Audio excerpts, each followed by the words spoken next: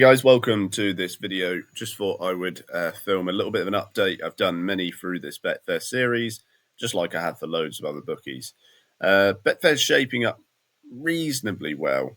I would say I'm slightly under the EV curve at this point. You can see £79,317, 70 pence stakes, and my returns are £85,414. So about £6,097 up on stakes of almost 80 grand.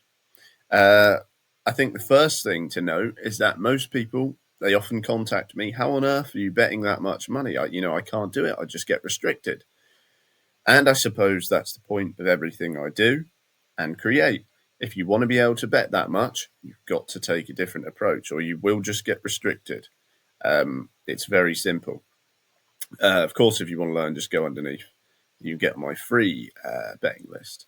You can see the date range, 30th of August to the 30th of October. Okay, and that is, well, 2 months, £3 a month, tax-free from one site. I will actually just, what we can do is we can have a look at a few races going into today because I'm about to place my bets. Normally I do it after 8 if I can, sometimes earlier if I'm busy. But I think the reason for these higher stakes is because what I've done on some days is I bet at a equal margin so that I can still qualify for BOG and potentially get best odds guaranteed, and that does help profits obviously. So today, go to horse racing today, and you can see there's various races. If we go to Dundalk here at 244, you can see all these horses.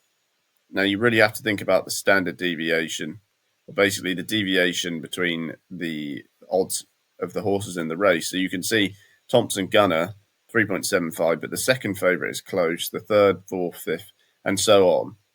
So I know looking at this, well, there's 12 runners. Most of them are 9 to 1 or less. There's probably going to be bad value here. And, this is why it's much quicker as well doing it the way I do, because I can look at that at a glance and say no and just move on.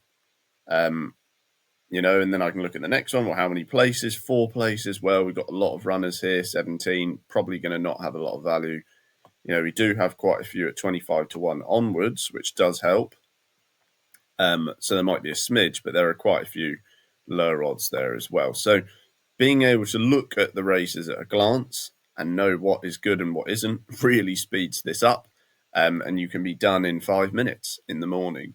I balance 5,381. I've withdrawn parts of this and redeposited it, again in line with the rules to keep the account stimulated. But you can clearly see, on my transaction history, it's almost £6,100 up.